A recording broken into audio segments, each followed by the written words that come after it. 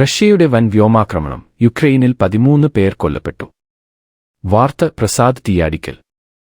Kyiv, June 2, 2026. യുക്രൈനിൽ Russia നടത്തിയ ഏറ്റവും വലിയ വ്യോമാക്രമണങ്ങളിലൊന്നിൽ കുറഞ്ഞത് 13 പേർ കൊല്ലപ്പെടുകയും നിരവധി പേർക്ക് പരിക്കേൽക്കുകയും ചെയ്തു. നൂറുകണക്കിന് ഡ്രോണുകളും മിസൈലുകളും ഉപയോഗിച്ചായിരുന്നു ആക്രമണം നടന്നത്. തലസ്ഥാനമായ കീവ് ഉൾപ്പെടെ നിരവധി നഗരങ്ങൾ ആക്രമണത്തിന്റെ പ്രധാന ലക്ഷ്യങ്ങളായി. റെസിഡൻഷ്യൽ പ്രദേശങ്ങൾക്കും അടിസ്ഥാന സൗകര്യങ്ങൾക്കും വലിയ നാശനഷ്ടം സംഭവിച്ചതായി റിപ്പോർട്ടുകൾ പറയുന്നു. യുദ്ധം ആരംഭിച്ചതിനുശേഷം ഇതുവരെ നടന്നതിൽ ഏറ്റവും വ്യാപകമായ ആക്രമണങ്ങളിൽ ഒന്നായാണ് അന്താരാഷ്ട്ര മാധ്യമങ്ങൾ ഈ സംഭവത്തെ വിലയിരുത്തുന്നത്. രക്ഷാപ്രവർത്തനങ്ങൾ തുടരുകയാണ്, മരണസംഖ്യ ഉയരാൻ സാധ്യതയുണ്ടെന്നും അധികൃതർ അറിയിച്ചു. അന്താരാഷ്ട്ര സമൂഹം സംഭവത്തെ ശക്തമായി അപലപിച്ചിട്ടുണ്ട്.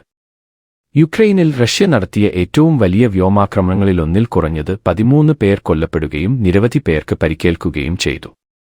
നൂറുകണക്കിന് ഡ്രോണുകളും മിസൈലുകളും ഉപയോഗിച്ചായിരുന്നു ആക്രമണം നടന്നത്.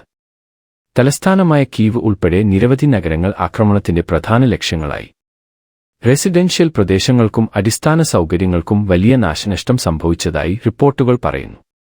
യുദ്ധം ആരംഭിച്ചതിനുശേഷം ഇതുവരെ നടന്നതിൽ ഏറ്റവും വ്യാപകമായ ആക്രമണങ്ങളിൽ ഒന്നായാണ് അന്താരാഷ്ട്ര മാധ്യമങ്ങൾ ഈ സംഭവത്തെ വിലയിരുത്തുന്നത്.